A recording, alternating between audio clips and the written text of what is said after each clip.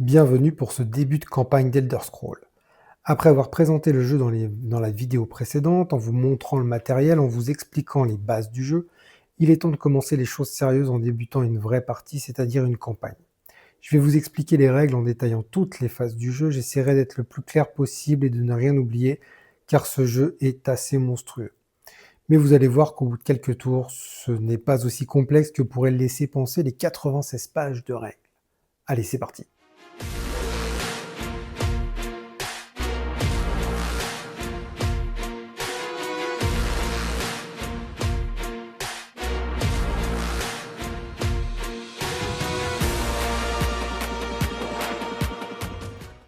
Alors, après ma première vidéo, j'ai pu faire quelques parties de ce jeu et ça confirme ce que je pensais, c'est-à-dire que ce jeu est une vraie pépite. C'est vraiment, j'ai pris énormément de plaisir à jouer à ce jeu. J'ai fait je sais pas combien d'heures et franchement, j'adore. Franchement, c'est vraiment un super jeu. Maintenant, il y a bien sûr quelques petites choses à dire, hein, forcément. Déjà, vu la complexité de ce jeu, c'est bah, c'est pas étonnant que, de temps en temps, on soit obligé de revenir, aux règles et de se poser des questions. C'est-à-dire: «Est-ce que j'ai le droit de faire ça? Comment je peux interpréter tel ou tel texte de règles?» Et forcément, hein, quand on a, 96 pages de règles, on revient dessus. Alors, plus les parties avancent, plus on joue à ce jeu et moins forcément on a besoin de revenir dans les règles. Après, quand on a vraiment des questions, moi je suis dans un groupe Facebook et effectivement, j'arrive à poser des questions et il y a des gens qui ont la VO, qui sont assez, qui ont beaucoup de parties à leur actif et du coup qui arrivent à répondre assez rapidement, donc ça c'est assez cool. Il y a aussi ce côté, traduction où il y a quelques coquilles et du coup, effectivement, pareil, on est obligé de se poser des questions et de se dire: «Mais qu'est-ce que ça veut dire ça? Mais je comprends pas là, il y a un truc qui manque» ou, alors du coup, voilà, moi le réflexe, hein, c'est quand je trouve pas dans les règles, c'est d'aller sur, sur les réseaux sociaux et du coup, c'est cool parce qu'il y a toujours des gens qui sont, vraiment, bien calés sur le sujet et qui vous répondent assez rapidement, donc ça, c'est plutôt cool. Autre chose, c'est que ce jeu est fait pour 3 sessions, mais alors c'est 3 sessions qui sont quand même assez énormes. Moi, personnellement, la première session, j'arrive pas à descendre en dessous de 5 ou 6 heures. Donc forcément, je le fais pas en une fois. C'est pas fait pour sauvegarder au milieu d'une session, mais c'est faisable quand même. Je m'explique, par exemple, quand on va sauvegarder notre plateau, heu, bah, heu, tout ce qui est ici ténacité, on peut pas, là on peut pas. Nos points de vie, on peut pas, donc là aussi sur la carte, où on se trouve, on sait pas, donc c'est pas compliqué, hein, il suffit de prendre une petite photo et puis après, on range. Ces petits classeurs sont quand même super pratiques pour sauvegarder en plein milieu d'une session.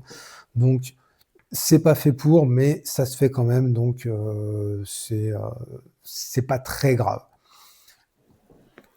Mais à part ça, qui sont des points qui, franchement, on a envie de dire, on chipote, hein, parce que, vu la complexité du jeu, c'est normal qu'on se pose des questions de règles. Vu l'intensité des parties, c'est normal qu'à un moment donné, on ait envie de s'arrêter en plein milieu d'une session, mais encore une fois, c'est tout à fait faisable. La VO, enfin la VF plutôt, qui a été traduite, il y a des coquilles. Bon, ça peut se comprendre aussi parce qu'il y avait quand même c'était quand même assez, assez intense, hein, tout le texte, toutes les cartes qu'il fallait traduire. Bon, forcément, hein, il y a des boulettes. C'est comme ça.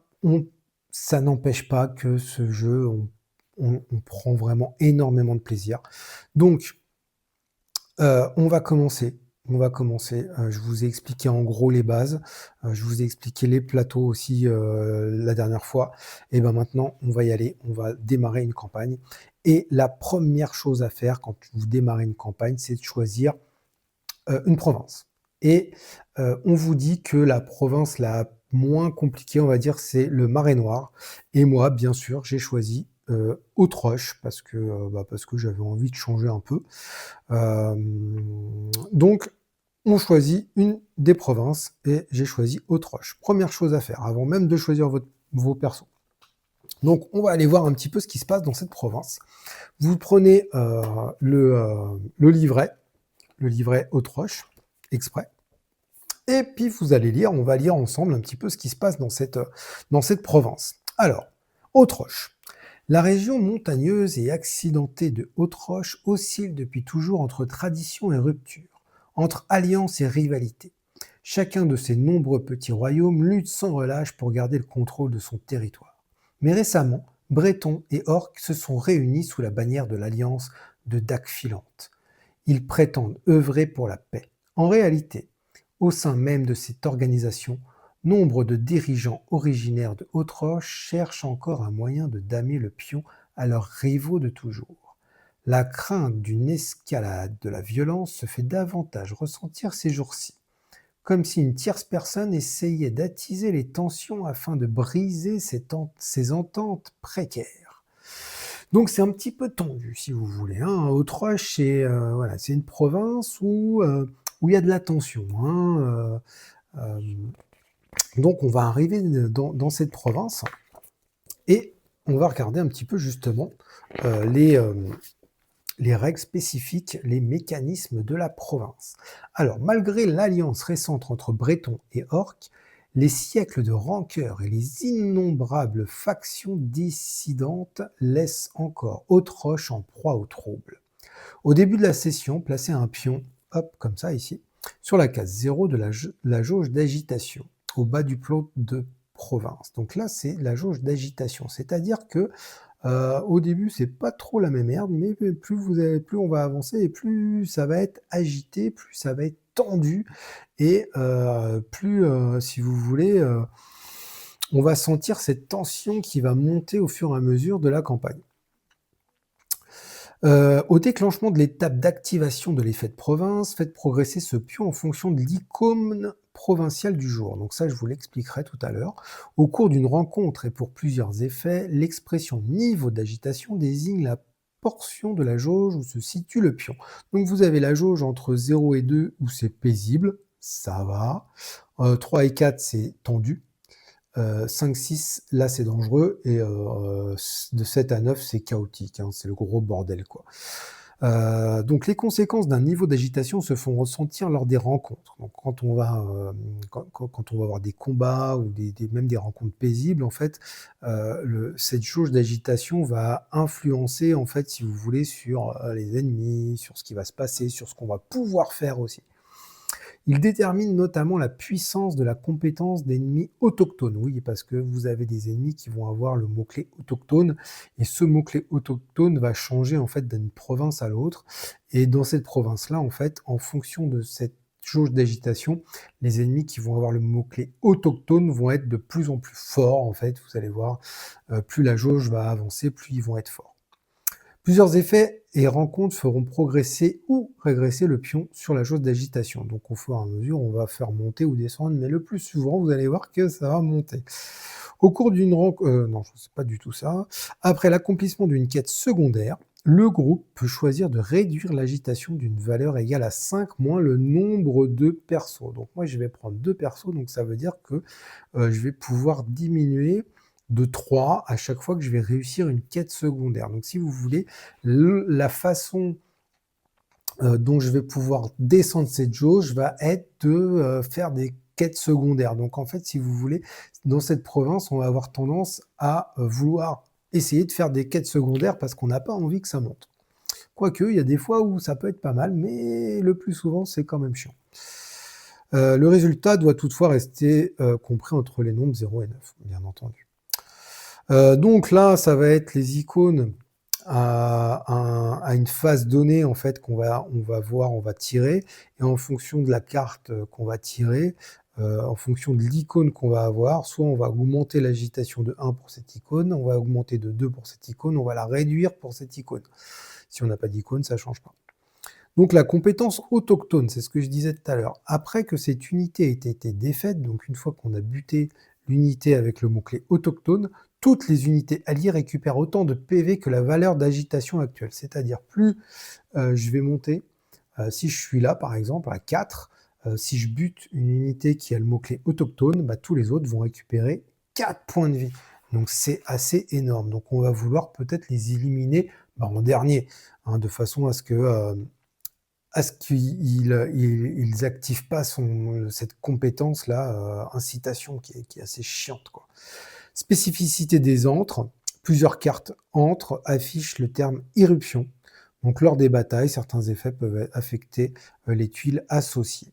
Donc là, on verra au moment venu au niveau des antres. Ok, donc ça c'est pour la province.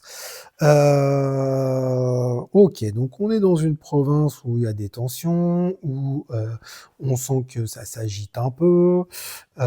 Encore là, au début ça va, mais ça va monter assez rapidement. Ok. Ensuite, une fois qu'on a fait ça, bah, il y a toute une mise en place à faire, notamment au niveau des pions. Donc on a 2 sacs ennemis. Un sac pour les ennemis de niveau 1 et de niveau 5, et un sac de niveau 1, de niveau 10 et de niveau 20.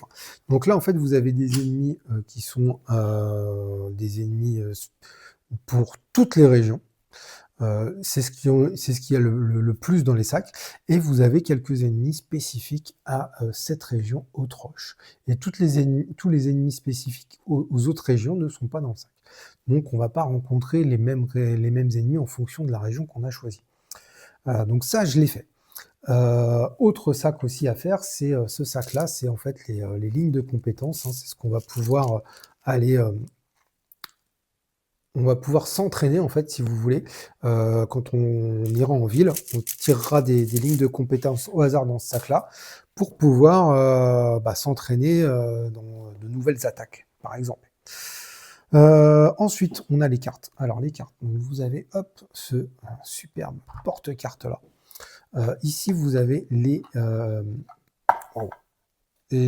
objets communs. Voilà, donc là, vous avez un paquet d'objets communs. Donc là, on les met tous, quoi. Tous les objets communs, on est là, hop, on mélange le gros paquet, et c'est parti, on y va, quoi. Tac.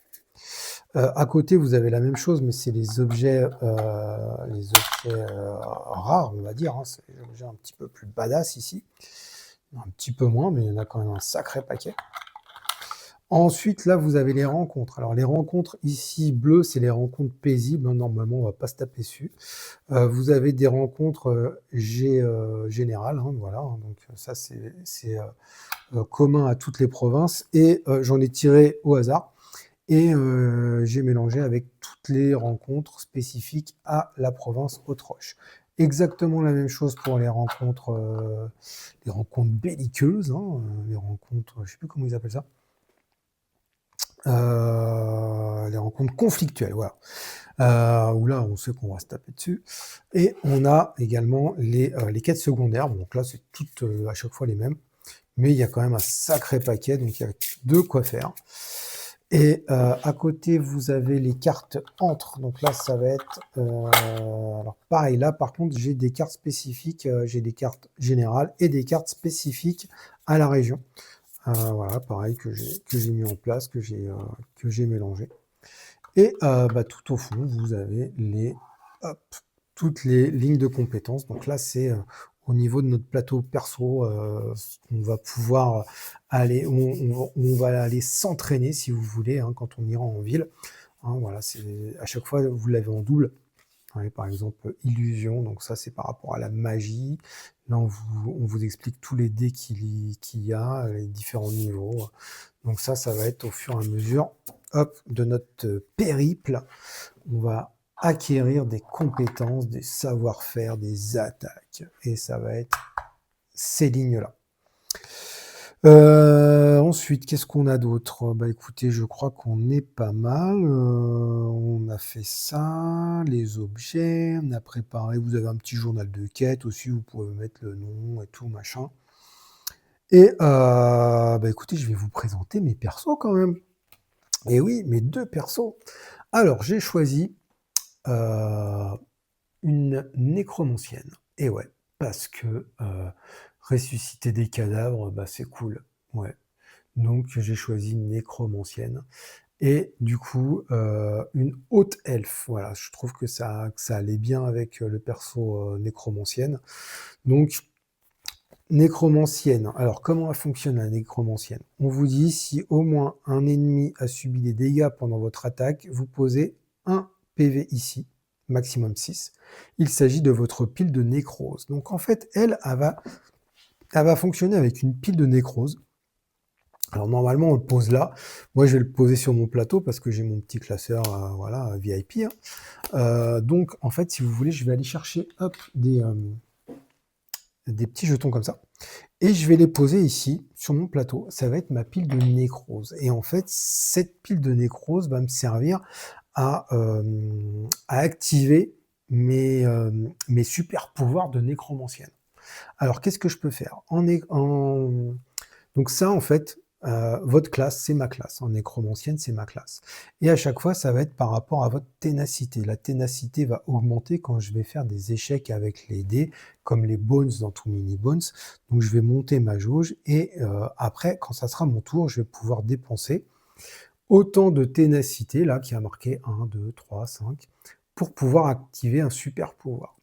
Alors, qu'est-ce que je peux faire? Là, ça me dit cimetière. Donc pour une ténacité, mais c'est durable. Durable, ça veut dire que du moment que j'ai une ténacité, bah, ce truc-là, il s'active tout le temps en fait. J'ai pas besoin de la dépenser, c'est durable.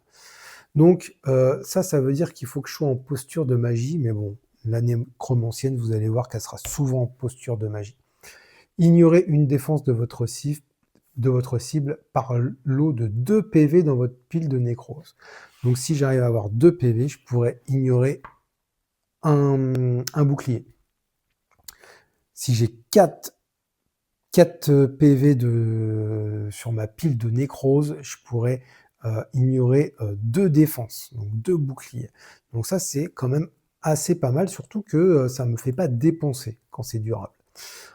Armure d'os. Retirez 2 PV de votre pile de nécrose et placez-les sous le jeton de votre aventurier ou d'un compagnon que vous contrôlez, même si ça excède en fait sa vie. Donc c'est pas mal parce que ça va permettre de remettre des points de vie soit à un aventurier, soit à un compagnon, parce que vous allez voir que elle va avoir des compagnons, hein, des morts-vivants, forcément, c'est une nécromancienne.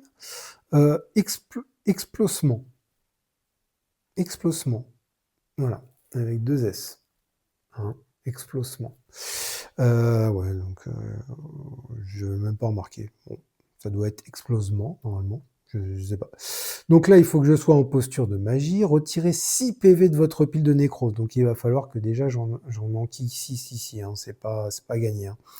Hein. Puis piochez dans le sac 3 ennemis aléatoires de niveau 1.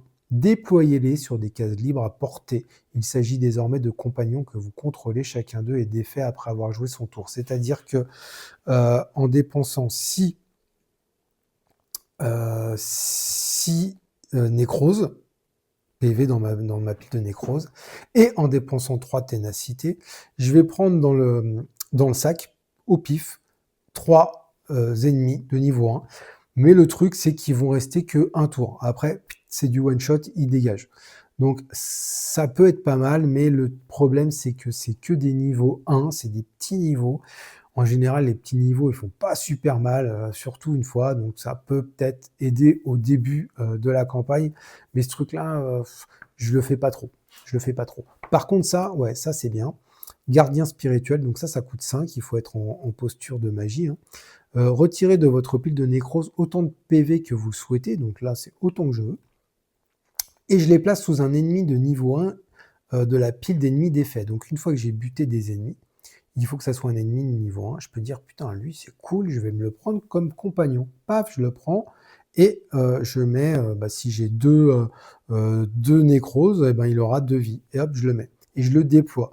Et là, lui, par contre, il va rester tout le temps. C'est un compagnon que vous contrôlez. Ces PV ne changent pas d'une bataille à l'autre. Vous ne pouvez avoir qu'un gardien spirituel à la fois. Donc, en fait, une fois que j'en ai un, tant qu'il ne meurt pas, je ne peux pas refaire ce pouvoir, si vous voulez. Donc, niveau 1, ok. Donc, il faut bien choisir ça. Ça, c'est fort parce qu'il reste tout le temps. et en plus, on change pas ses PV. Alors, au début, on peut se dire: «Ouais, attends, c'est un peu con parce que s'il a 2 PV, alors que normalement c'est un adverse enfin, c'est un ennemi qui aurait 5, tu vois, par exemple, c'est un peu con». Bah, ouais, mais grâce à ça là, Armure d'os, vous pouvez lui en remettre à chaque fois 2. C'est-à-dire que, votre compagnon, vous pouvez le booster de 2, de 2, de 2 à chaque fois et il a le droit de dépasser sa limite. C'est-à-dire que vous pouvez vous faire un compagnon avec beaucoup de points de vie en associant en fait ces 2 compétences. Donc ça, c'est pas mal, mais il faut choisir un compagnon qui est quand même assez badass parce que bon, bah, niveau 1, voilà, faut choisir un mec soit qui cible assez loin ou soit, qui lance au moins 2 dés, quoi. C'est pas mal parce que quand on lance qu'un dé, après on arrive avec des ennemis qui ont quand même pas mal de défense, donc c'est assez chaud de les toucher. Mais voilà, j'aime bien. Bon, on est dans le thème du nécromancien, hein. Et donc ça, c'est le côté novice. On va pouvoir le retourner pour que ça soit encore plus puissant. Pour le retourner, il faut que j'ai 3 jetons dans ma pile de nécrose et que je me fasse buter. Donc c'est jouable, hein, on arrive fort facilement à se faire buter dans le jeu, mais au moment où je vais me faire buter, il va falloir que je me dise: «Ouh là, il faut que je garde 3 jetons de nécrose là» et du coup après, paf, je retournerai ça et j'aurai des compétences. Alors c'est un petit peu les mêmes, mais soit ça va être un peu plus puissant, ou soit ça va me coûter moins cher en ténacité, mais en tout cas, ça vaut vraiment le coup d'essayer de le retourner ce truc-là assez vite. Donc ça, c'était pour ma classe. OK. Maintenant, haute elfe, elle a aussi une compétence propre à sa race. Et ça dit quoi? Une fois par bataille, pendant votre tour, placez n'importe quel aventurier sur une case libre de la tuile d'entrée et restaurez jusqu'à 3 de ses PV. Donc ça, c'est pas mal aussi pour pouvoir se soigner. C'est-à-dire que une fois par bataille, eh ben, je dis, toi, je te téléporte sur la case de départ et tu te reprends 3 PV. Voilà. Jusqu'à 3 PV, parce que là, par contre, j'ai pas le droit de dépasser le max. Donc ça peut être quand même assez intéressant. Au niveau de ses stats, donc, elle va avoir 4 de vie, 4 de magie, ça c'est assez cool. Je lui ai pris cette ligne de compétences-là, qui est la ligne bâton de destruction. Voilà, ça envoie du lourd au début, hein. C'est cool, ça fait des dégâts, quoi. Bon, elle a que 2 en vigueur, mais bon, c'est pas grave. Elle a que 1 en combat, mais je m'en fous, j'ai pas envie, je vais pas développer trop le combat, hein. On va faire beaucoup de magie, hein, j'espère, hein.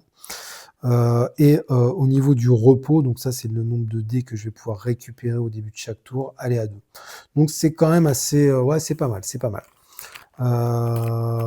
Bâton de destruction, bah, j'en reparlerai quand je serai en combat, mais ça peut envoyer du dégât. Ça peut envoyer du dégât. Alors que quand ça envoie du gros dégât, en contrepartie, il faut qu'il y ait un aventurier qui se prenne aussi un dégât. Mais franchement, ça vaut la peine, hein, parce que ça fait mal.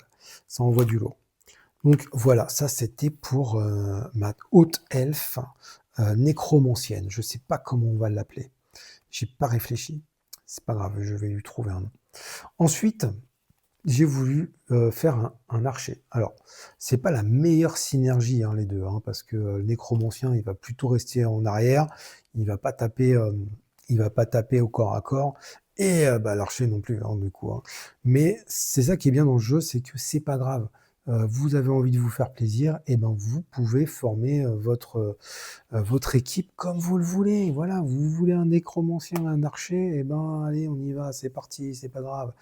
Donc, on s'en fout. Alors, effectivement, il va y avoir des synergies qui vont le faire un petit peu plus, ou ça va être un peu plus complet, un petit peu plus, on va dire un peu plus facile dans les combats parce que il y en a un qui va être au corps à corps, l'autre qui va être un petit peu plus à distance. Donc oui, ça va être, on va se compléter quoi, si vous voulez, mais rien ne vous empêche de faire l'équipe que vous voulez et vous allez pouvoir y arriver quand même. Ça sera peut-être un peu plus compliqué, mais c'est pas grave. D'ailleurs, au niveau de la difficulté, moi, j'ai choisi, la plus basse, hein, apprenti, hein. Je vais pas, il est assez dur comme ça, surtout dans les débuts, hein. Je pense que quand on maîtrise pas trop, Il est déjà assez chaud comme ça, donc moi je vais prendre le niveau de difficulté le plus facile. Mais c'est pour ça que je me suis pris une petite équipe que j'avais envie, quoi. Alors l'archer, qu'est-ce qui fait l'archer? Au début de votre tour, si vous utilisez la posture de combat distance, donc ce qui va être le plus probable, hein, infligez 2 dégâts à un ennemi ciblable. Donc déjà, paf, d'entrée de jeu, au début de votre tour, vous foutez 2 dégâts à un mec qui est à portée, quoi. Donc ça, c'est quand même assez puissant. Il a quoi? Précision pour 1. Interruption. Lorsque vous désignez une cible, votre portée augmente de 1. Donc là, avec une ténacité, paf, je peux augmenter ma portée de 1, ce qui est très bien. Œil du faucon. Je récupère autant de PV que le nombre d'ennemis à votre portée, ce qui peut être aussi sympa pour récupérer des points de vie. Flèche mortelle. Ma préférée. Flèche mortelle, je lance 2 dés de combat ennemi contre un ennemi ciblable. Les dégâts obtenus sont tous considérés comme bruts. Et ça, c'est super important. Parce que des dégâts bruts, ça veut dire que ça ne prend pas en compte la défense de votre ennemi.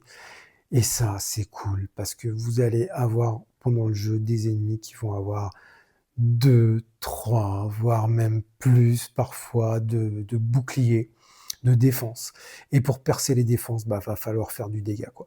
Et là, cette flèche mortelle, elle perce toutes les défenses. Et ça, c'est super bien. Donc moi, je m'en sers le plus souvent, je me sers de la flèche mortelle. C'est quand même super bien. Discipline du chasseur, interruption. Quand un ennemi autre qu'une unité de quête est déployé, remplacez-le par un ennemi aléatoire du même niveau, récupérez ensuite 3 PV. Donc là, en fait, quand vous allez piocher dans le sac, s'il y a un ennemi qui arrive et que vous voulez surtout pas, vous dites, oh putain, alors lui, il va être super relou. Vous pouvez déclencher ça et vous allez en déployer un autre. Voilà. Donc ça peut être pas mal. Et en plus, vous récupérez des points de vie. Donc en plus, ça vous soigne. Donc ça peut être pas mal aussi dans certains cas. Ça. Et ensuite, pour 5, vous avez la flèche venimeuse. Alors la flèche venimeuse, bon alors j'explique. Lancez 3 dés d'état et appliquez-les à des ennemis ciblables. La flèche venimeuse, je m'en suis déjà servi, mais c'est à double tranchant. Parce que un dé d'état, vous avez, je vous montre. Voilà, c'est ça un dé d'état. Et sur les 6 faces, vous en avez 5 qui sont bien relous. Et vous en avez une qui est... comment ça s'appelle celle-là? La discrétion. Là. Non, c'est pas la discrétion, c'est... furtivité. Bah ouais, furtivité. Et en fait, furtivité, bah, c'est cool. Mais quand vous faites ça, si vous tombez sur un dé furtif, vous êtes obligé de le mettre à un ennemi. Donc en fait, ça va vous faire chier. Il va devenir furtif. Donc vous avez effectivement une chance sur 6, mais 3D quoi. 3D. Alors moi quand je l'ai utilisé, j'ai eu une face furtive. Voilà. Alors je l'ai mis à un ennemi qui était pas trop relou, quoi. Forcément. Et je me disais, bon, lui, même s'il me fait des dégâts, c'est pas très grave. Donc c'est à double tranchant, on va dire. Mais parfois, ça peut être bien parce que vous avez des phases, franchement, par exemple, peur. Peur, en fait, du coup, votre ennemi, il n'a plus de mots-clés. Et Dieu sait que les mots-clés, il y en a qui vont être vachement chiants.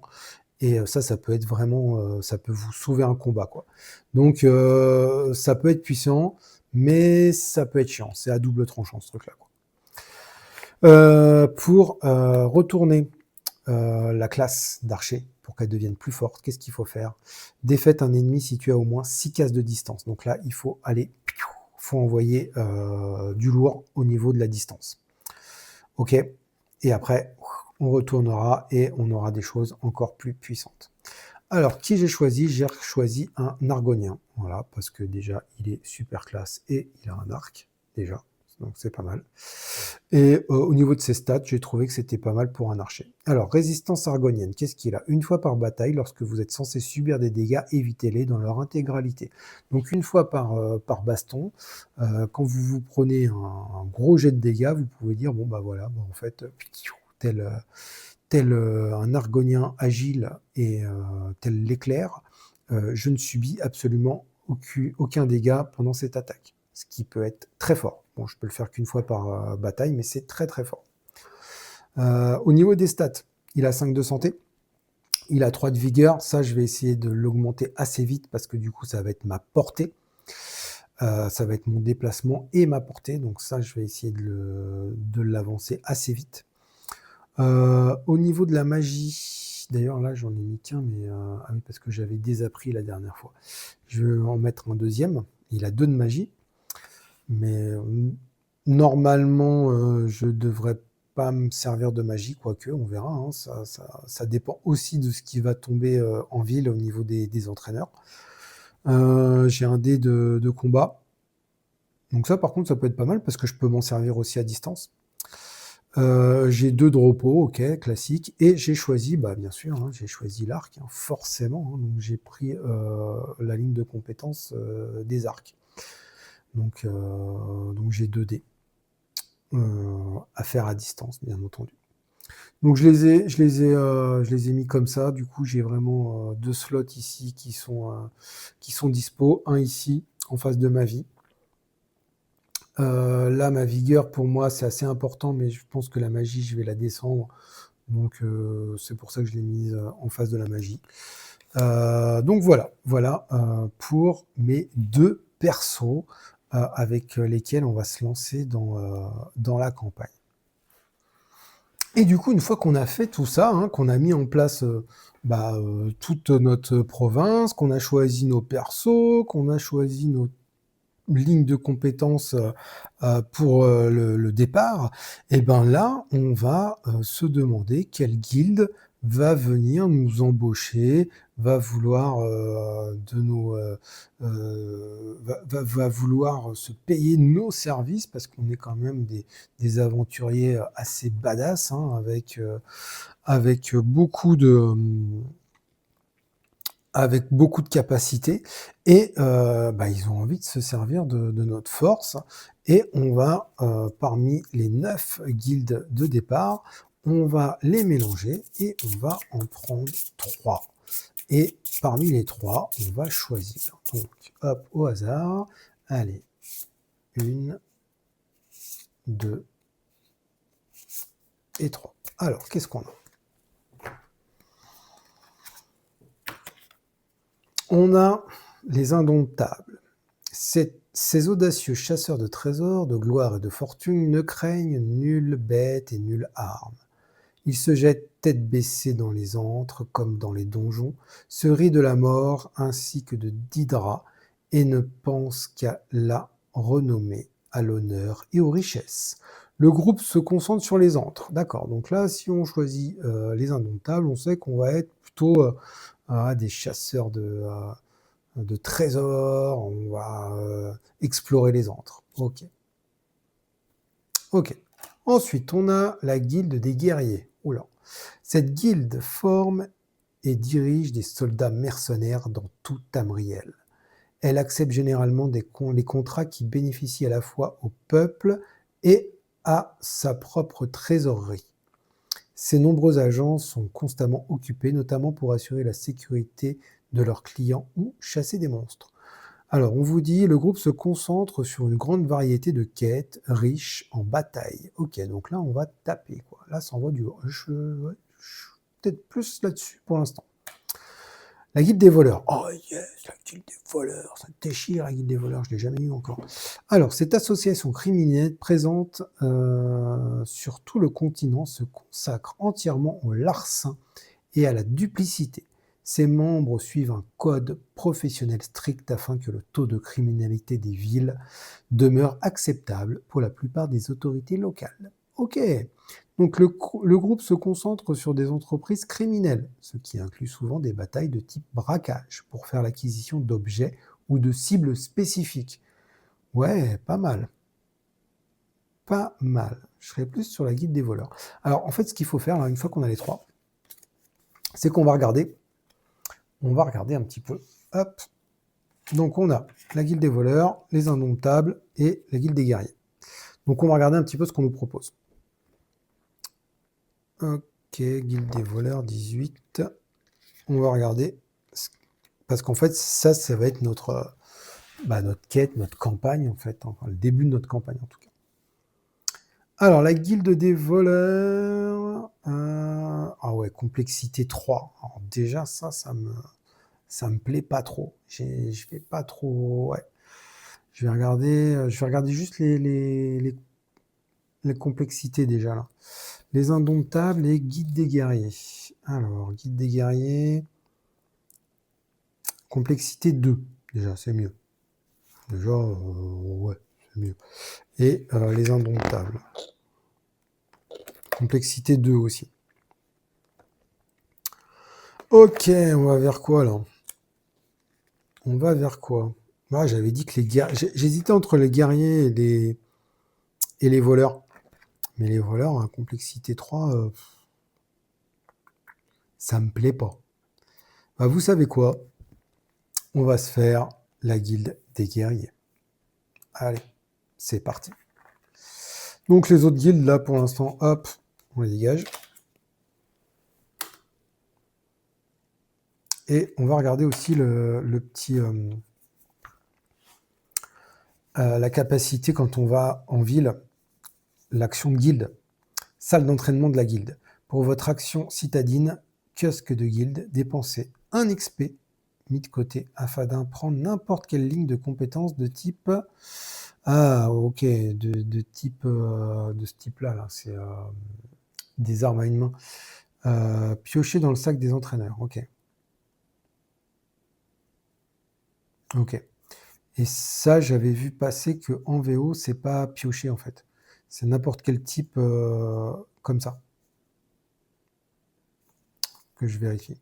Mais ça peut être pas mal. Bon, alors, il faut quand même dépenser un XP pour faire ça, hein, pour apprendre une ligne de compétences. Ouais, c'est pas fou quand même, hein, parce que les XP, vaut mieux les garder pour vraiment s'améliorer dans directement, quoi. C'est un peu dommage. Ok.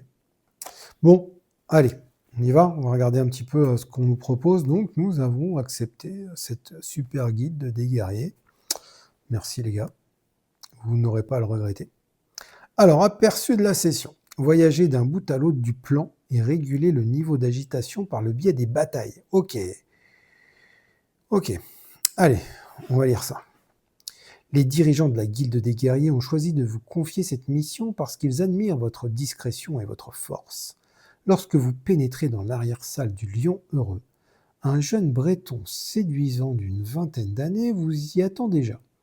Tandis que vous prenez place en face de lui, il vous expose sa situation d'un air confus. Je m'appelle Uthard Scott. Je sais que cela paraît difficile à croire, mais je suis le fils de la princesse Raël, fille du perfide roi Rancer. Du moins, c'est ce que l'on m'a dit. Je n'ai jamais connu mes parents. Financièrement parlant, on a toujours subvenu à tous mes besoins. Étant donné que je suis né juste avant la guerre de Rancer, la famille royale a préféré taire mon existence. Il se penche en avant afin de vous expliquer pourquoi il a engagé la guilde des guerriers. En raison des derniers événements, tous les citoyens de Sang Royal sont devenus des cibles à abattre à haute roche.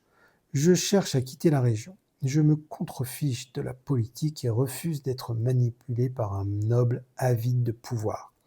D'après mes contacts, les ports majeurs du coin sont surveillés par des bandits à la recherche d'un homme correspondant à ma description.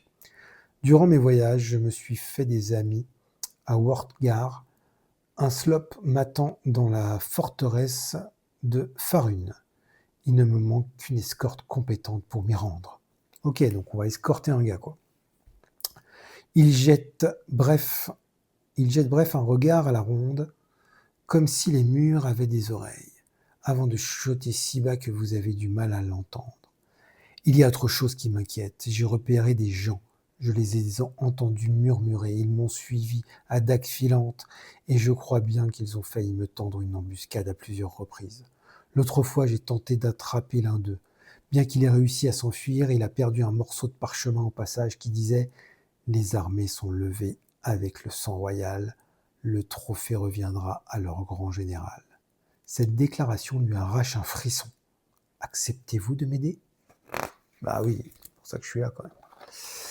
Ok, donc on va aider un petit noble. Ok, donc là on vous explique un petit peu votre quête, votre objectif de la première session. Donc on vous dit déjà le lieu de départ, dague filante. OK, on va regarder, hop, dague filante. Donc je prends mon petit pion là, ça c'est mon groupe. Et dague filante, c'est là. Ouais. Voilà. Donc je vais commencer ici. Instruction de mise en place spécifique. Régler le niveau d'agitation sur 5. Bah oui, super. Ah bah oui. Allez, bam. Déjà, on est déjà dangereux, quoi. Voilà. Déjà, c'est super tendu, quoi.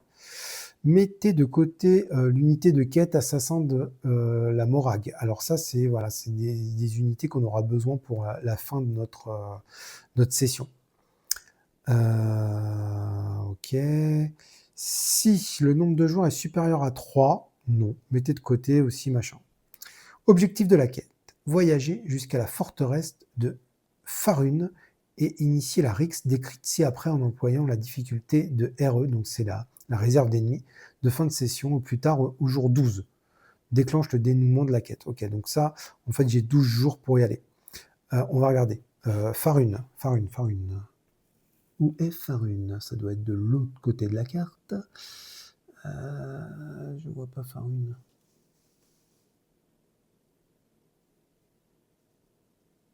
Ah ouais, c'est là. Forteresse de Farun. Ici. Donc je mets un pion pour dire que ça, c'est mon objectif. Donc il faut que je traverse toute la carte, toute la province. Ok, résolvez chacune des modifications suivantes dans l'ordre jusqu'à ce que vous ayez traité celle qui correspond au niveau d'agitation actuel. Donc en fait, en fonction de l'agitation, quand je vais débloquer cette Rix, en fait, si vous voulez, quand je vais aller là-bas, quand je me serai rendu là-bas et que je vais déclencher la fin de la session, en fonction de ma jauge ici, il va se passer des trucs. Donc paisible, ça serait cool, il n'y a aucun effet. Tendu, lors du calcul, ajouter temporairement 2 du coup à la valeur de cible d'XP. Ok. Dangereux, ajouter l'unité de quête mise de côté. Ok. Chaotique, durant cette bataille, chaque aventurier perd du coup 2 emplacements accessibles d'inventaire. Ah ouais. Donc là, on sait que pour la fin de ma session, bah, plus ma jauge là d'agitation elle va être haute et plus ça sera difficile. Et là, c'est le plan, bah, c'est pas pour tout de suite, hein, c'est quand je serai là-bas. Effet de l'étape en cours. Donc ça, il faut aussi que je le lise. Il faut que je sache un petit peu ce qui se passe pendant ma première session. Vous ne pouvez ni entreprendre l'action citadine grand place vers le grand large, ni subir de fatigue afin d'augmenter votre valeur de voyage. Ah ouais, merde. Ah ouais, ça c'est chiant ça. Ah oui, alors, en fait, l'action citadine grand place vers le grand large, dans cette province-là, souvent dans les villes, vous avez une action spécifique à telle ou telle ville qui vous dit de vous rendre dans une autre ville qui est loin. Donc ça vous permet, si vous voulez, de voyager plus vite. Donc ce qui est pas mal, là on n'a pas le droit de le faire. Là, il va falloir vraiment voyager pendant 12 jours jusqu'à là-bas, quoi. Et je peux pas non plus me dire que je vais prendre de la fatigue pour voyager plus. Parce que normalement, si vous voulez, bah, je vais vous le dire tout de suite, mais quand on va voyager, on a 3 de déplacements à chaque fois. 1, 2, 3, voilà, paf. Si à un moment donné, j'ai envie d'aller plus loin, j'ai 1, 2, 3, ah bah non, putain, je voulais aller là, absolument. Je peux me dire, allez, j'en fais un 4e et je me prends de la fatigue. Voilà. Et ça, je peux le faire jusqu'à 3 fois de plus. Donc, je peux potentiellement voyager jusqu'à 6 en me prenant 3 fatigues. Et ben ça, ils me disent que dans cette campagne-là, je ne peux pas le faire. Donc là, il va vraiment falloir que je me déplace de 3 en 3. Donc il va vraiment falloir que je me grouille, que je fasse pas de détour, quoi. Ok. Lorsque vous êtes sur le point d'initier une rencontre paisible ou citadine, vous pouvez initier la Rix suivante à la place. Il s'agit de la Rix d'escorte. Elle peut être effectuée à plusieurs reprises. Ok. Donc si je fais une rencontre paisible ou citadine, je peux me dire que je fais ça. Et du coup, si je le fais, ça va me faire de l'XP, je suppose. Avant de déployer les ennemis lors de ces tricks, lancez un des 6. Le premier ennemi est déployé sur la case numérotée correspondant au résultat. et les suivants le sont sur les prochaines cases affichant les nombres les plus élevés.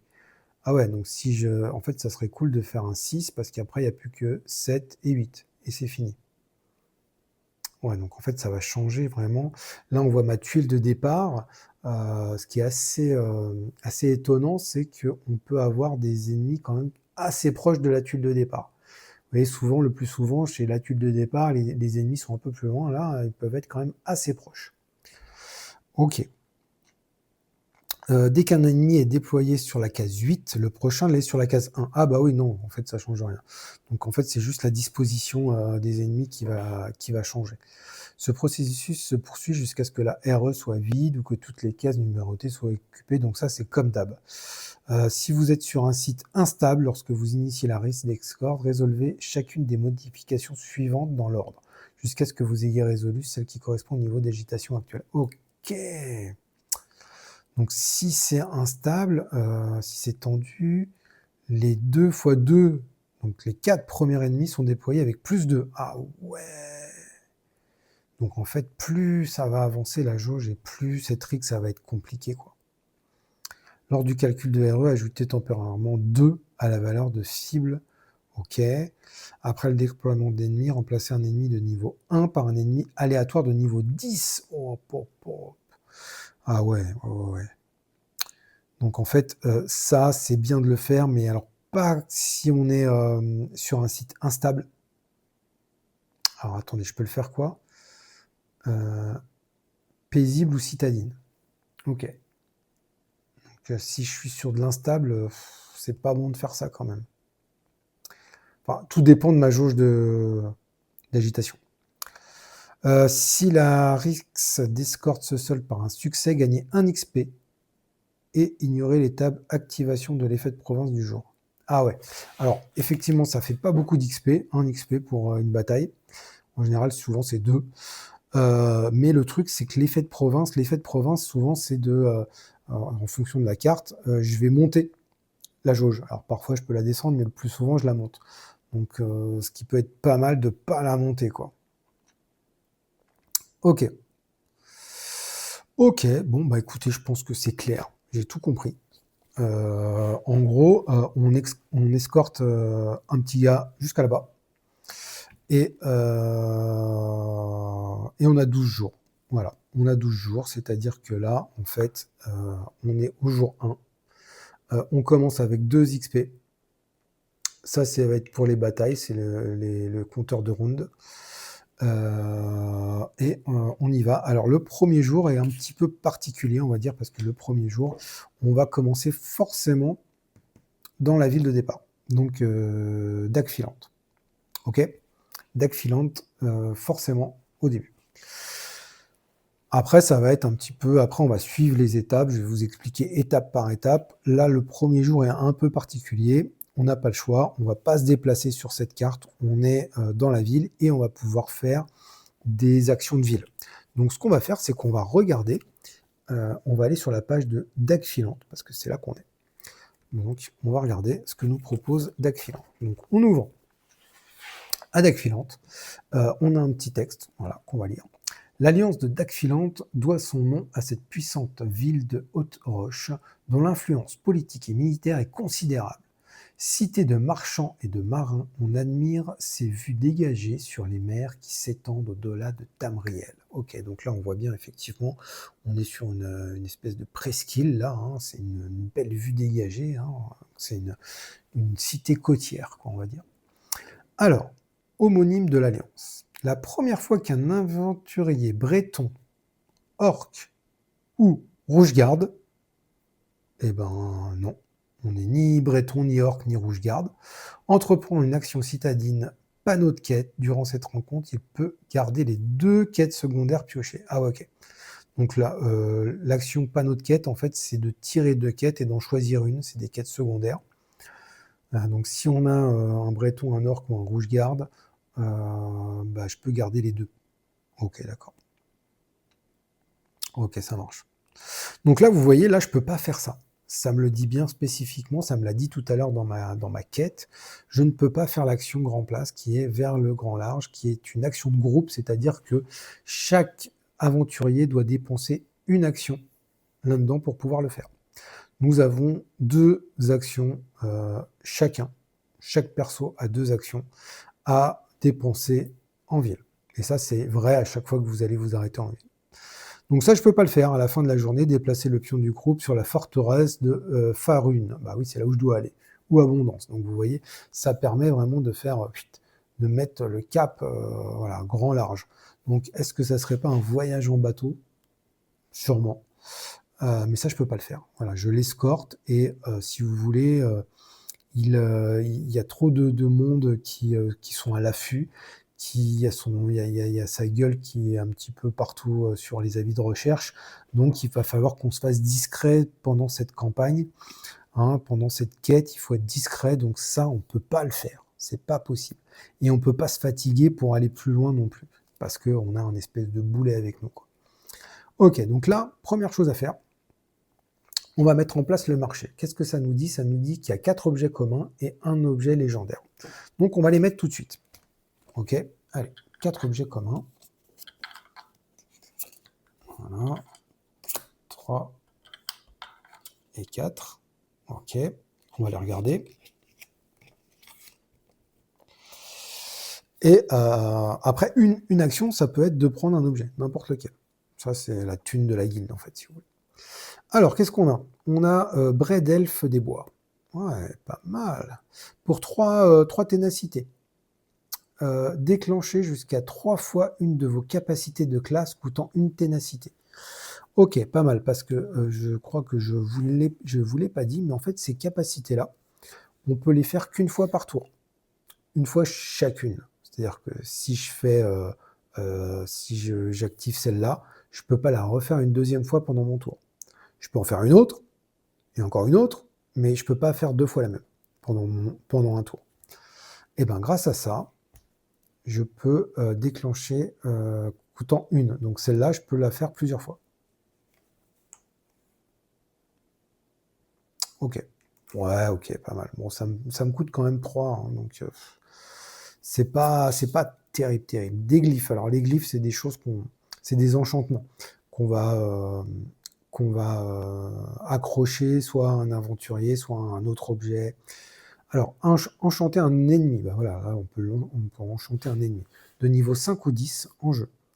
Les stats combat et défense de ce dernier sont réduites de 1. C'est pas mal. C'est pas mal du tout. Ça, il fait moins de défense et moins de dés à lancer. Défausser cet enchantement lorsque l'ennemi affecté est défait ou à la fin de la bataille.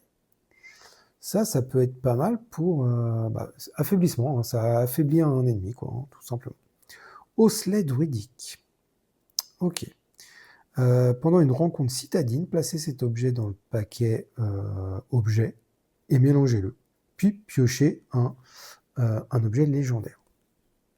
Oh, ok. Placez cet objet dans le paquet et mélangez-le. Puis piochez un objet. Alors piocher, ouais. Piocher et après je fais quoi? Je le prends ou pas? Pendant une rencontre citadine. Ouais. Ah oui, non, en fait, ça va être un objet légendaire en plus, je pense, qui va être dispo sur le marché. Ouais, ok. Oui, ça peut être pas mal. Salade, orque, gros appétit. Waouh. Défaussez cet objet, puis augmentez temporairement vos stats vigueur et ou magie d'un total collectif de 2 pour le reste du tour. Ah, pour le reste du tour. Alors, vigueur. Ça, c'est pas mal. Je suis en train de me dire que celui-là pourrait être bien pour l'archer. Parce que non seulement ma stat vigueur, ça me permet de lancer mes flèches plus loin. Vigueur, c'est ce qui me détermine ma portée. Mais souvenez-vous, les gars, que pour pouvoir améliorer ma classe archer, il faut que j'arrive à défaire un ennemi situé à au moins 6 cases de distance. Donc avec cette salade orque, je peux augmenter de 2 ma distance avec ma précision, là, je peux augmenter de 1.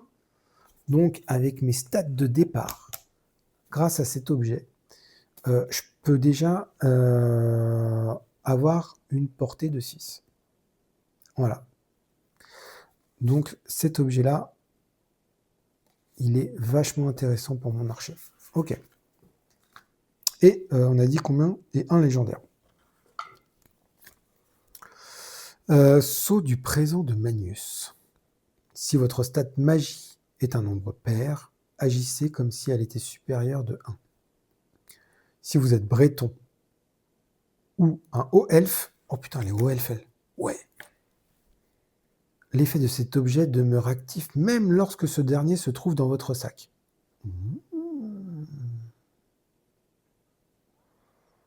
Ok, donc dans votre sac, c'est-à-dire que j'ai même pas besoin de l'équiper, ce truc-là. Donc ça, c'est super intéressant pour mon haut elfe. Il faut que ça soit un nombre pair, si votre stat de magie est un nombre pair. Pour l'instant, c'est un nombre pair. Donc je suis à 4 de magie. Donc là, grâce à ça, même dans mon sac. D'ailleurs, je vais le mettre direct, je vais le mettre dans mon sac. Vous savez pourquoi? Parce que vous avez des ennemis qui peuvent vous voler des trucs. Mais si c'est dans votre sac, ils ne vous le veulent pas. Donc ça, c'est cool. Donc, eh ben, écoutez, je crois que déjà, j'ai 2 objets, un pour chacun, en vue. On va quand même mettre en place le reste. Vous allez voir, c'est important quand même. Mais déjà, vous voyez, j'ai 2 objets qui sont super intéressants pour moi. Ensuite, ce qu'il faut faire, on va faire l'entraîneur. Voilà, les entraîneurs, donc là, en fait, ça vous dit que n'importe quelle ligne de compétence va être disponible. Donc, on peut piocher. Si par exemple, il n'y avait pas ça, là, ça serait grisé. Si je pioche un truc comme ça, je le mets de côté et j'en pioche un autre. Il n'est pas disponible. Là, tous les entraîneurs sont dispo. Donc, je vais en piocher 5. Je vais piocher 5 jetons d'entraînement au hasard dans ce petit sachet. Et ça va être des compétences que je vais avoir accès pour une action citadine. Donc, je vais en piocher 5. 1, 2, ça j'aime bien ça. Oh, ça aussi. Oh, c'est 3, 4 et 5. Ok, donc là on a 2 fois le même. Ça c'est l'acrobatie. Alors, qu'est-ce qu'on a? L'acrobatie, ça peut être pas mal. Je l'avais joué la dernière fois, l'acrobatie, justement, avec l'archer. Alors, l'acrobatie, on a ça. Donc, l'acrobatie, si vous voulez, en gros, ça va m'aider. Alors, ce qui est bien, c'est que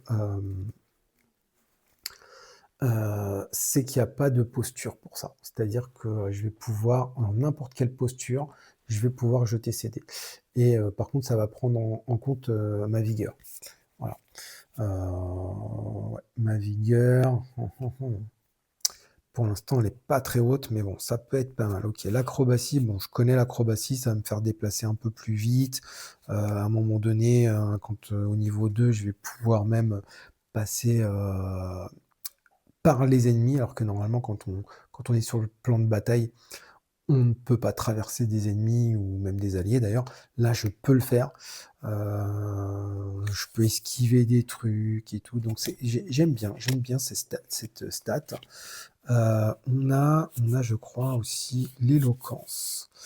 Et ça, l'éloquence, c'est pas mal pour essayer d'avoir de la ténacité. Alors, invocation d'Hydric. Voilà. Alors, celle-là, ça pourrait être peut-être pas mal pour pour ma nécromancienne. Là, ça met des dégâts bruts à un ennemi adjacent. Ah oui, mais adjacent. J'ai pas comme pour vocation d'être adjacent, mais bon, c'est pas grave. Après, sinon, je peux choisir un autre dé. Ok, alors attendez, je vais regarder un petit peu parce qu'il y en a que je connais pas bien encore. Ouais, donc vous savez quoi, je pense qu'on va faire ça, c'est-à-dire que je vais partir sur l'acrobatie. L'acrobatie pour mon archer. Ouais. Alors, celui-là, c'est escroquerie, ça va être bien pour pouvoir crocheter les coffres. Ça, c'est l'éloquence. Alors, ça va être bien pour des tests d'intimidation, des choses comme ça, pour gagner de la ténacité, effectivement aussi, pour aider un peu. Enfin, c'est quand même une très bonne compétence, ça aussi. Mais en début de partie, je pense que l'acrobatie. Donc, en gros, on a 2 actions chacun. Heu, l'argonien. L'argonien, il va il faut que je retrouve des noms à eux là, c'est pas grave. L'argonien, il va choisir, d'apprendre l'acrobatie. Quand vous apprenez une compétence, vous choisissez où vous la mettez ici. Heu, je vais la mettre, l'acrobatie, bah, je vais la mettre là. Ouais, je vais la mettre là-haut. Je veux pas non plus monter trop en point de vie, donc l'acrobatie, je vais la mettre là. Quand vous apprenez une compétence, vous ne gagnez pas de dés. Vous pouvez, dans une autre phase, la phase de récompense, quand vous allez dépenser votre expérience, vous allez pouvoir acquérir des dés, mais là, pour l'instant, non. Et du coup, cette ligne de compétences qui m'explique un petit peu les dés et tout ce que peuvent faire les dés, bah, je vais la mettre dans mon classeur et je vais faire pareil avec ma nécromancienne qui va choisir, l'invocation, d'Idric. Qui est pas mal parce que elle va être en soutien, en fait. Elle va être en soutien, elle va pouvoir, faire jouer, mon archer là. Alors où je vais la mettre? Bah, je pense qu'il y a pas le choix, je vais pas la mettre là, je vais la mettre là. Voilà, je vais la mettre en bas, ici et pareil, hein, je gagne pas de dés. Hop, donc je range dans mon petit classeur, voilà, que je vais pouvoir aller consulter quand je serai en combat. Hop. Voilà, je vais ranger tout ça. Donc voilà, c'est rangé et donc du coup, bah, pour chacun d'eux, ils ont encore une action à faire. On a vu un peu toutes les actions. Ça, c'est l'auberge, c'est pour aller dormir. En fait, si vous voulez, c'est quand vraiment on n'a plus de points de vie, qu'on est mal, on a plein de dés ici dans notre zone de repos. En fait, ça nous met bien, quoi. On se repose, on n'a plus de fatigue, on récupère tous nos dés, on récupère tous nos points de vie. Donc ça, c'est une action qui est pratique quand on est dans le mal. Ça, c'est notre action spécifique à notre guilde. Non, c'est là l'action de la guilde. Là, c'est pour aller chercher des quêtes secondaires. Et là, c'est pour aller remplir des potions, hein. Quand on a des cartes objets avec des potions, on s'en sert.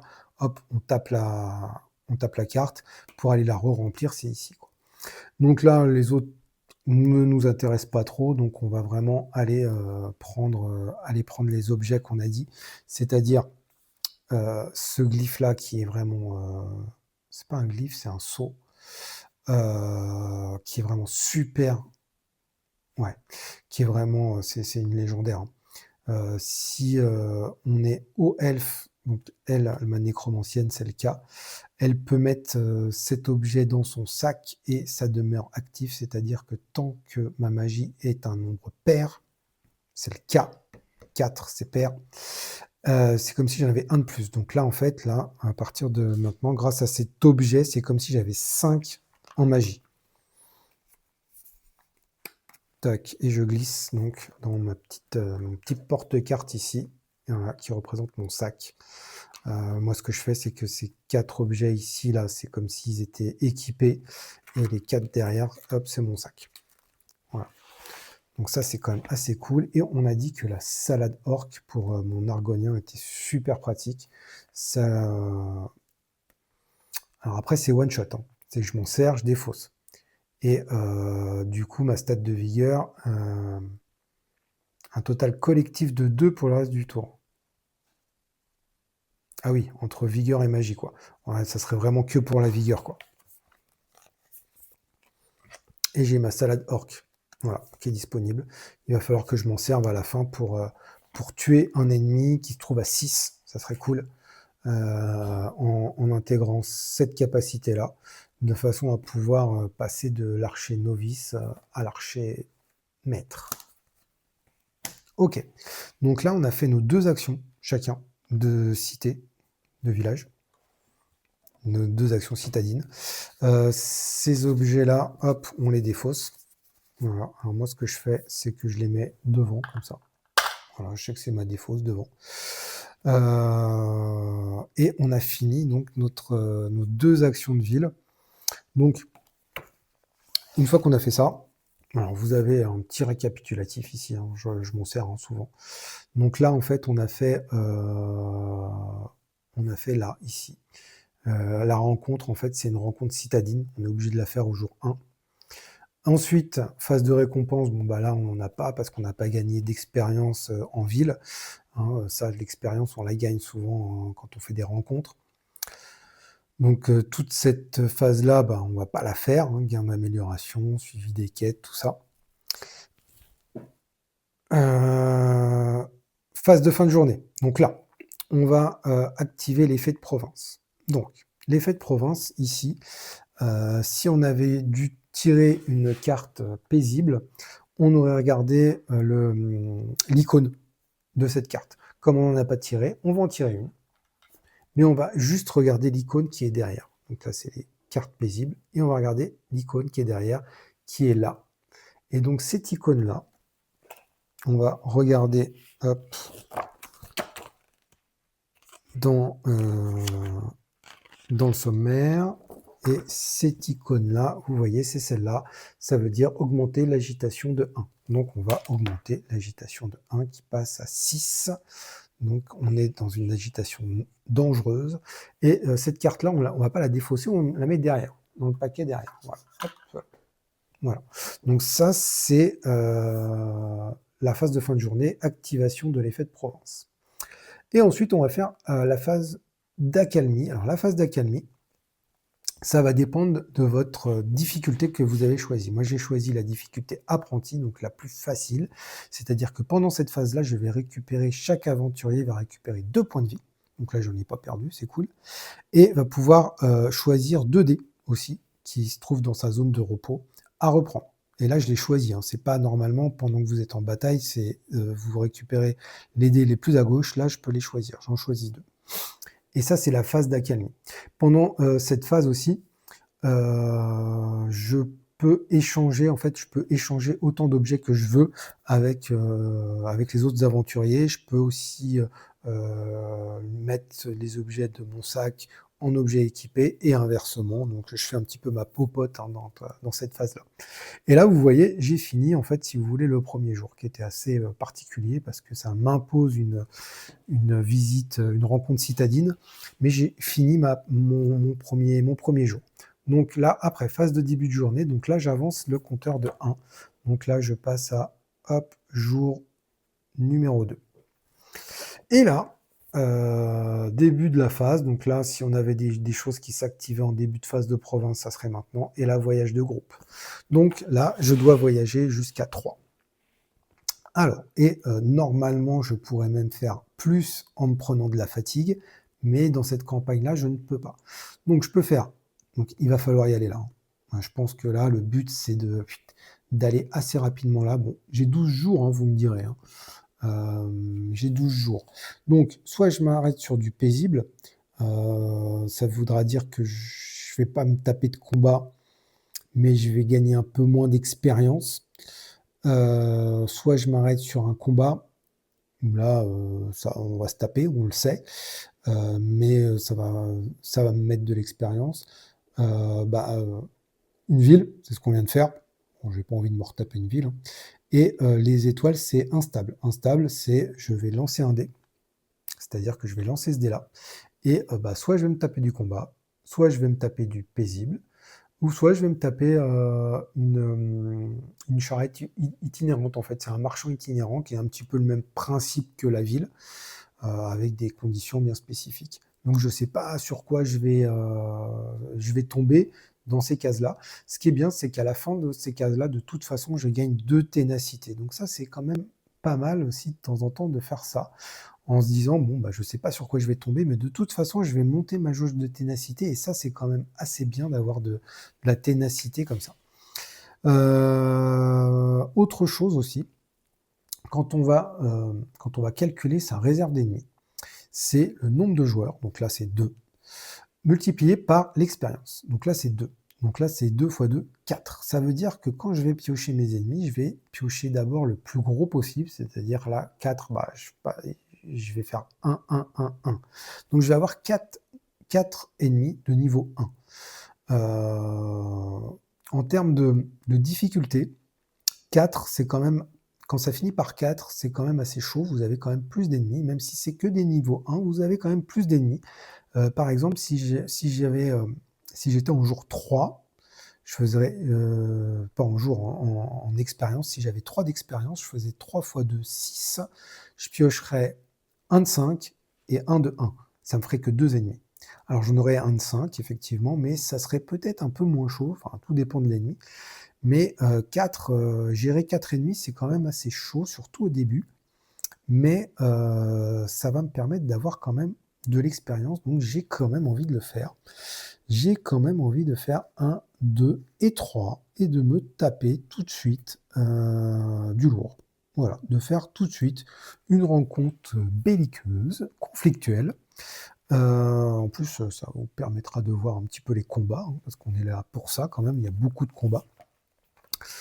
Donc, une fois qu'on a fait ça, on va piocher justement une rencontre conflictuelle. Tac. Et là, une mauvaise mine. Ok. À en juger par l'amas de ferraille rouillée devant cette caverne, vous venez de tomber sur une exploitation minière abandonnée depuis longtemps. Savoir pourquoi tel ou tel site a été fermé devient difficile par les temps qui courent. Les filons ont été épuisés ou la guerre s'est-elle trop rapprochée? À moins qu'il y ait eu un effondrement. Malheureusement, aucun indice ne permet de comprendre pourquoi les mineurs ont quitté les lieux sans entrer vous-même dans la caverne. Vous voilà en proie à une grande hésitation. Une telle expédition souterraine pourrait s'avérer lucrative, mais vous contenter de fouiller les montagnes de ferraille à l'entrée semble moins risqué. Donc là, on va avoir un choix, effectivement. Alors, donc, soit on explore la mine, ou soit on va fouiller parmi les amas ferraille rouillés dehors. Ok. Et en fait, quand vous avez quelque chose de rouge, c'est-à-dire que si vous êtes tombé sur un site instable, si c'était une petite étoile, vous êtes obligé de faire le rouge. Là, comme c'est pas le cas, on peut choisir. Alors, à chaque nouvelle tuile entre, révélez, lancez un D6. Rien ne se passe. 1 et 2, rien ne se passe. Donc là, ça va être un entre. Oh, direct d'entrée de jeu, je lance un entre. Ok. Minerai rare, placer un objet sur une case libre. Et 4 et 6, éboulement. Un dégât brut est infligé à chaque ennemi déployé sur cette tuile ainsi qu'à chaque aventurier, quelle que soit sa position. Ok. Ou alors, fouiller parmi les amas de ferraille. Et dans ce cas-là, chaque aventurier lance un des 6 et applique le résultat suivant. De 1 à 4, la recherche abîme votre équipement, défaussez un objet. Oh. 5, 6, explorer la zone vous confère une expérience précieuse. Vous gagnez un XP bonus. Ok, donc, qu'est-ce que je fais? Ça, c'est... J'ai pas envie de... Là, le truc, en fait, c'est que si je fais ça, je fais pas d'exploration. Je fais pas d'exploration et...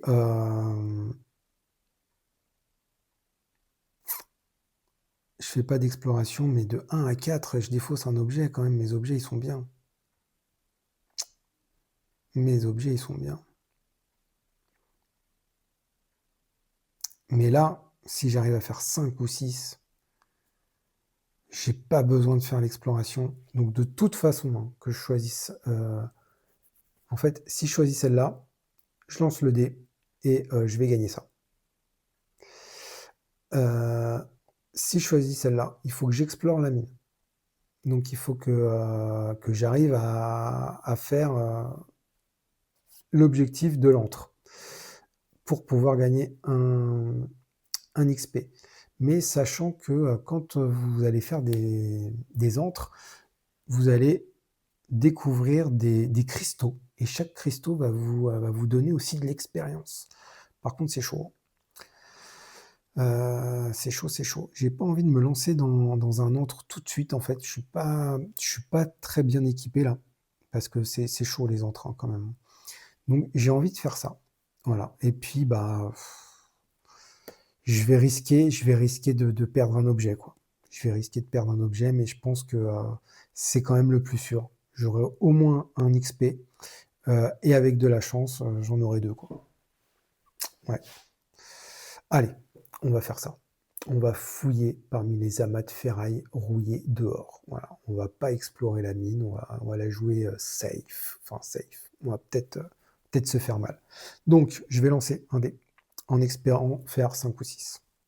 Allez. Ok, j'ai fait 1. Donc, bah, vraiment pas de bol là. Donc, la recherche abîme votre équipement, défausser un objet. Ok. Allez, je vais défausser. Franchement, j'ai pas envie de défausser lui. Hein. C'est dommage parce que ça c'était c'était légendaire. Oh là là. Il était très fort aussi celui-là. Hein. Et lui, vous me direz, c'est one shot. Non, non, non, non. Vous savez quoi? Je pense que gagner un point de magie tout le temps, c'est quand même super fort. Ça, bon, bah, c'est dommage, mais j'ai abîmé ma salade orque. Voilà. Je crois qu'en fouillant, j'ai mis plein de détritus dans la salade orque et elle est devenue immangeable. Voilà, elle est devenue immangeable cette salade. Dommage. Tant pis pour la salade. Donc du coup, bah, je gagne un XP. Donc quand vous gagnez des XP, alors cette carte-là, elle est défaussée. Alors, pareil, je la mets devant. Hop. Quand vous gagnez des XP, bah, vous gagnez ici. Donc là, je monte à 3 XP. Et vous les gagnez aussi, chacun, ici, gagne un XP. Tac. Et tac. Voilà. Un XP pour chacun. Ok. Pas mal. Et là, du coup, bah, fin de la rencontre. Voilà. Bon, bah, on n'aura pas fait de bataille. Ok, tant pis. Fin de la rencontre. On va faire la phase de récompense. Donc la phase de récompense, justement, je vais pouvoir dépenser mes XP pour pouvoir gagner des choses. Alors, quand je dépense mon XP, bah, je peux monter mes stats ici. Donc ça, je vous l'avais expliqué la dernière fois, je ne vais pas y revenir. On regarde ici, là. Par exemple, si je veux monter ma vigueur, là, ça me coûte 2. Voilà, bon, j'ai que 1. Si je veux remettre un 3e dé ici, paf, je regarde ici, les blancs, hop, ça me coûte 2 aussi. Ok. Chaque XP, pour un XP, je peux monter ma ténacité aussi. Ça, c'est toujours vrai. Là, bah, il me faut 3 XP pour monter ici mon seuil de repos. Ok. Mais vous voyez, pour un XP, je peux commencer déjà à mettre des dés dans mes nouvelles compétences que j'ai acquis tout à l'heure pendant ma phase citadine. Je pense qu'on va faire ça pour pouvoir un petit peu mettre un petit peu plus de dés à disposition. Qu'est-ce qu'on peut faire d'autre aussi? Voilà, hein, on peut désapprendre des choses. Ça, c'est pas mal aussi parce que parfois, bah, on est là, on dit: «Oh là là, ça coûte cher là, ce dé-là, là, 3 là pour, faire celui-là». Alors que si vous en désapprenez un qui est là, que vous vous servez pas, paf, ça passe à 2. Ça, c'est des trucs aussi pas mal à faire. Ah, il faut y penser à ça. Non, ce que je vais faire tout simplement, c'est que je vais aller chercher mon 1er dé ici, de mon je sais plus comment ça s'appelle ça. Invocation d'Hydric et ici de l'acrobatie. C'est ça, hein, c'est l'acrobatie, je crois. Ouais, l'acrobatie. Et comme ça, ils vont dépenser. Donc là, quand je dépense, alors je peux les garder, hein. Je peux garder, voilà, jusqu'à 3. Je peux garder jusqu'à 3. Je peux dire, vas-y, je vais pas les dépenser, je vais les garder pour plus tard, pour, pour en avoir, pour emmagasiner un peu plus d'XP la prochaine fois, pour me prendre plus de trucs ou un gros truc. J'ai le droit, hein. Voilà. Je peux en garder jusqu'à 3. Mais je peux pas en garder plus de 3. Le reste, si ça dépasse, je le mets en ténacité, par exemple. Donc là, allez hop, on va aller chercher un dé ici et on va aller chercher un dé ici. Ok.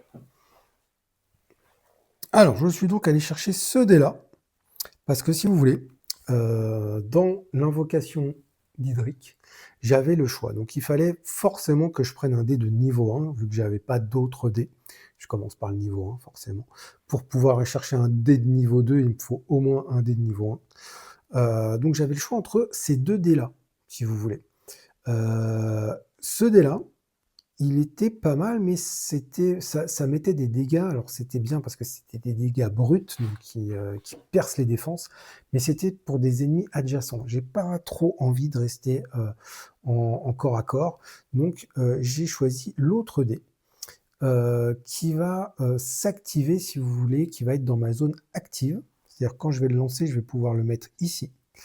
Et à la fin d'un tour de n'importe quelle unité, c'est-à-dire d'un aventurier, d'un ennemi, à la fin d'un tour de n'importe qui, je peux désigner un aventurier, moi ou un autre, qui a une des 3 postures là, c'est-à-dire tout sauf magie et défense, afin qu'il effectue une attaque en lançant 3 dés de combat ennemi.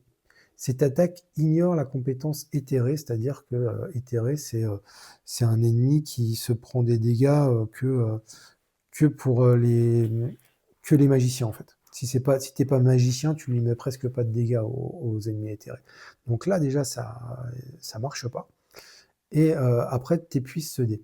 Ou alors si tu as une autre face, donc en fait sur les 6 faces, tu en as 4 qui touchent et tu en as 2 qui font rien du tout. D'ailleurs c'est ouais, si c'est bon, ouais, tu en as 2 qui font quand même de la ténacité, quoi, si tu les loupes. Là, c'est un peu le même principe, sauf que tu désignes quelqu'un, pareil, et il effectue une attaque en lançant 2 dés de compétences disponibles. Donc là, c'est des dés qu'il doit avoir de dispo. Et en plus, il les récupère, ces dés. Voilà. S'ils doivent être épuisés, il les récupère. Je peux lancer des flèches, là, par exemple, et je les récupère. Donc super bien ça. Et après, ce dé-là, il est épuisé. Donc c'est vraiment pas mal. Après, en plus, les niveaux d'après vont être assez puissants. Parce que ça va me permettre de pouvoir tourner les dés sur d'autres faces. Donc ça, c'est vraiment très très bien cette invocation druidique là. Et pour l'Argonien, les pauvres, ils ont toujours pas de nom. Ne vous inquiétez pas, je vais vous dire les noms bientôt. Lui, il n'avait pas le choix, hein. Le niveau 1, en fait, si vous voulez, tu n'as pas le choix, c'est que ce dé-là. Pour les autres niveaux, hein, vous aurez le choix, hein. Donc en fait, ça dépend des compétences. Et alors, celui-là, en fait, il va être actif quand vous avez un petit R, c'est-à-dire qu'il va être actif, je le jette, paf, hein, je peux le jeter avec, en plus, ce qui est bien, je peux le jeter même avec mes flèches, hein. Et il est actif du moment dès qu'il reste dans ma zone de repos. Donc je le mets à la fin, il y a tout de dés. Dès qu'il est là, en fait, il est actif. Voilà, je vais regarder ça. Tant qu'il est dans ma zone de repos, hop, il est actif. Et ça veut dire qu'en fait, avant mon tour, enfin au tout début de mon tour, je peux me déplacer de 5. C'est-à-dire que c'est un déplacement en plus de mon déplacement. Parce que normalement, j'ai le droit à un déplacement et une attaque. Ou une attaque et un déplacement, dans n'importe quel ordre. Ou alors, si j'attaque pas, je peux faire 2 déplacements. Grâce à ça, je fais un déplacement au tout début de mon tour, et puis après, c'est comme mon tour normal, donc je peux faire une attaque et encore un déplacement, ou un déplacement et une attaque, enfin bon. Donc c'est un déplacement bonus, quoi. Donc c'est quand même pas mal d'avoir ce genre de déplacement pour un archer qui peut se mettre un peu plus loin, surtout si je lui augmente la portée, quoi, c'est pas mal. Donc voilà, et après, on verra pour les niveaux supérieurs. Donc ça, c'est mes nouveaux dés que je viens d'acquérir grâce à mon expérience. OK, donc ça, c'était la phase de récompense. Donc, tac tac, on pouvait désapprendre, gain d'expérience, gain d'amélioration, suivi des quêtes, OK, tout va bien et là, bah, on revient là où c'est qu'on était tout à l'heure, c'est-à-dire qu'on va activer la Provence. On n'a pas pioché, tout à l'heure, on a pioché, c'était un conflit, donc du coup, on va prendre la première carte des rencontres paisibles et on va regarder, ah bah, c'est comme tout à l'heure, vous voyez, c'est le même symbole, c'est-à-dire que la jauge va augmenter de 1. Donc là, hein, tout de suite, vous voyez que c'est le début, hein, on n'est qu'au deuxième jour et on est déjà dans une agitation chaotique. Donc ça peut être super chiant. Donc on se souvient qu'en fait, la seule façon qu'on a de descendre, ces trucs-là, c'est enfin la seule, il y en a d'autres aussi, mais la, mmh, la façon, qu'on nous explique dès le début, en fait, si vous voulez, c'est le fait de réussir des quêtes secondaires. Donc ça va peut-être être une de mes strats d'aller peut-être justement là, la prochaine fois ou aller ici, et après aller dans une ville, de façon à aller chercher des quêtes secondaires. Les quêtes secondaires vont me permettre, quand je vais réussir encore faut-il les faire les quêtes secondaires, mais ça va peut-être me permettre justement de descendre cette jauge d'agitation parce qu'on se souvient que plus elle va être haute cette jauge, bah, plus la fin de ma quête là, de ma session va être compliquée. Donc c'est chaud quoi, c'est chaud, hein. Il va falloir bien gérer tout ça quoi. Il y a plein de choses à gérer dans le jeu. Il y a plein de choses à gérer. Alors, vous voyez, on a fait allez, on a fait 2 jours. On a fait 2 jours. Le 1er a été rapide, c'était juste la ville. Le deuxième aussi a été assez rapide. Bon, je prends le temps d'expliquer plein de choses, mais vous voyez que c'est quand même un peu c'est assez long quand même. Ça prend du temps, quoi. Donc tout ça pour vous dire que je vais peut-être arrêter cette session-là, et la prochaine fois, j'irai un petit peu plus vite dans les phases, hein, maintenant que je vous ai résumé un peu toutes les phases là, sur 2 jours, et et la prochaine fois, on verra vraiment un combat, hein, parce que ça, c'est important aussi, parce que c'est tout le sel du jeu quand même, hein, les combats, hein, c'est super stratégique et bon, là, on s'est un peu looté, même si on a perdu un objet qui était quand même assez important.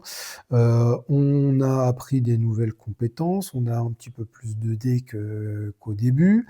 On a posé un petit peu notre quête, on sait ce qu'on va faire, OK. Et puis, bah, les prochaines fois, on va peut-être aller un petit peu plus vite et d'ailleurs ça me fait penser que ça, normalement, ça revient dans le sac, hein, pour la prochaine fois. Hop. On ira un petit peu plus vite et bah, on se tapera un petit peu sur la tronche, hein, normal, hein. Mais je pense que, voilà, pour une 1re session, même si c'est dommage qu'on n'ait pas vu de combat, bah, c'est pas grave, hein, on s'installe tranquillement. Vous avez vu, hein, je vous avais dit que ce jeu était super riche, super complet. Il faut du temps, hein, voilà, hein, donc j'ai pris le temps de vous expliquer plein de choses là, les différentes phases et tout ça. La prochaine fois, on verra un peu plus les combats, hein, je pense, hein. Mais on s'installe dans notre campagne tranquillement, hein, on a notre objectif, ça commence à être la mémère d'ici, hein, on le voit bien. OK, bon, bah, on va voir comment ça se passe, hein. On va s'arrêter là du coup. Voilà, je vais mettre fin. Donc on se souvient qu'on est, au jour 2. J'ai pas fait la phase d'accalmie parce que, bah, j'ai pas perdu de points de vie, j'ai pas de dés là, donc pas de souci. On commencera là, ici, donc on commencera, paf, on mettra le jour 3 et on attaquera le jour 3 la prochaine fois. Eh ben, écoutez, je vous dis à très bientôt pour, la suite de cette campagne et en attendant, jouez bien.